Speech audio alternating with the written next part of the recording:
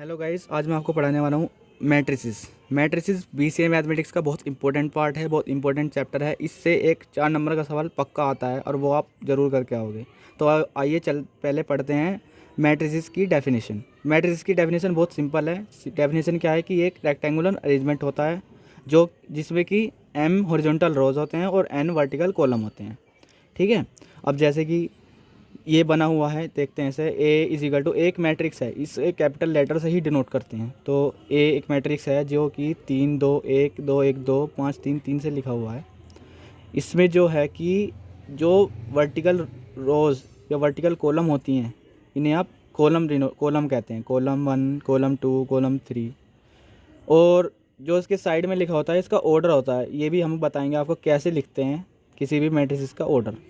और जैसे कि यही मैट्रिक्स है ए इज इक्वल टू सेम यही है। इसमें बताने के लिए कि इसमें कितने रो हैं, इसमें देखते हैं। रो हॉरिजॉन्टल होते हैं तो इसमें 3 रो हैं।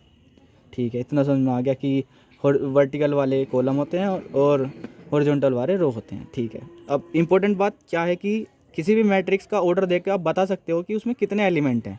जैसे इसमें अगर आप गिनोगे तो वैसे बताओगे कितने एलिमेंट है, और आप इसका ऑर्डर देख के ही डायरेक्ट बता सकते हो कि इसमें कितने एलिमेंट हैं। जैसे कि इसमें ही मल्टीप्लाई करके आंसर आ जाएगा 3 × 3 9, तो इसके अंदर 9 एलिमेंट हैं। ऐसे ये भी 3/3 है, 3/3 इसकी मल्टीप्लाई करोगे तो इसके अंदर भी आंसर आ जाएगा आपका 9। और गिन के भी देख लीजिए 1 2 3 4 5 6 7 8 9। ठीक है, अब बात आते हैं कि मैट्रिसेस कितने प्रकार की होती हैं। मैट्रिसेस तो होती तो कई प्रकार की है, पर जो हमारे बीसीए के सवाल करने में हेल्प करेंगी, आपको तो सवाल ही करके आना है आपको क्या मतलब कितने तरह की होती हैं, तो हम वही पढ़ाएंगे जो आपके काम आए। तो जैसे कि स्क्वायर मैट्रिक्स, पहली टाइप आएगी स्क्वायर मैट्रिक्स। स्क्वायर मैट्रिक्स का मतलब क्या है कि इसमें जो ऑर्डर होता है, ऑर्डर से बिल्कुल सेम होता है। मतलब अगर यहाँ 2 लिखा है पहले वाला तो बाद वाला भी 2 लिखा है, पहले वाला 3 लिखा है तो बाद वाला भी 3 लिखा है, मतलब m n के बराबर। मतलब ये भी स्क्वायर मैट्रिक्स है, ये भी स्क्वायर मैट्रिक्स है। ठीक है, अब नेक्स्ट पार्ट आया हमारा यूनिट और आइडेंटिटी मैट्रिक्स। यूनिट और आइडेंटिटी मैट्रिक्स का मतलब क्या है कि मैट्रिक्स के ये वाले कॉलम, ये वाली डायगोनल वाले जो हैं, इनमें सिर्फ 1 1 होना चाहिए और बाकी सब जगह 0 0। ठीक है, तो ये हमारी 2/2 की यूनिट मैट्रिक्स हो गई। अब इसके देखते हैं, इसमें देखो आप 3 1 1, मतलब यहाँ पर इस डायगोनल में 1 1 आना चाहिए था पर इसमें नहीं है, तो ये मतलब ये हमारी आइडेंटिटी मैट्रिक्स नहीं है। और अगर हम 3/3 की आइडेंटिटी मैट्रिक्स बनाएं तो वो कैसे बनाएंगे, 1 0 0 0 1 0 0 0 1। तो इसमें देखना पड़ेगा आपको कि जो डायगोनल में है, डायगोनल में 1 होना चाहिए और बाकी सब जगह 0 0 0 होना चाहिए। ठीक है, अब आते हैं नेक्स्ट पार्ट पर। अब आते हैं next part, zero matrix. Zero matrix क्या होता है? जीरो मैट्रिक्स होता है हमारा जिसके अंदर सारे एलिमेंट 0 0 0 0 हों, उसे आप जीरो मैट्रिक्स कहते हैं। उसका ऑर्डर से कोई मतलब नहीं। जीरो मैट्रिक्स में सभी एलिमेंट 0 होने चाहिए तो उसे जीरो मैट्रिक्स कहते हैं। इसका जीरो मैट्रिक्स का दूसरा नाम क्या है कि इसे आप नल मैट्रिक्स भी कहते हैं, नल मैट्रिक्स। ठीक है, ये समझ में आ गया। अब एक क्वेश्चन के थ्रू आपको समझाते हैं कि मैट्रिक्स का एप्लीकेशन क्या है। ठीक है, तो जैसे कि क्वेश्चन पढ़ते हैं, Ram have 2 shirt and 3 pants and Rahul have 3 shirt and 8 pants. अच्छा, राम के पास 2 शर्ट हैं और 3 पैंट हैं and Rahul have 3 shirt and 8 pant. तो इन्हें मैट्रिक्स की फॉर्म में लिखना है।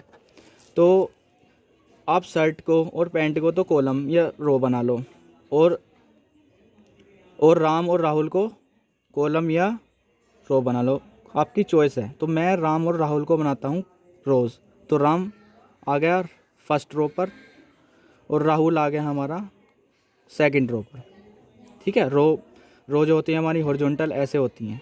ठीक है, अब शर्ट और पैंट अब बना लो वर्टिकल, जो कि हो जाएंगी हमारी कॉलम, शर्ट एंड पैंट्स। तो राम के पास कितनी शर्ट है? राम के पास 2 शर्ट है तो 2 वाले कॉलम में रखेंगे। कितनी पैंट है? 3 पैंट है। और राहुल के पास 3 शर्ट है और कितनी पैंट है? 8 पैंट है। तो ये इस प्रॉब्लम को आपने मैट्रिक्स के फॉर्म में दिखा दिया कि राम के पास 2 शर्ट हैं, राम के पास 3 पैंट है।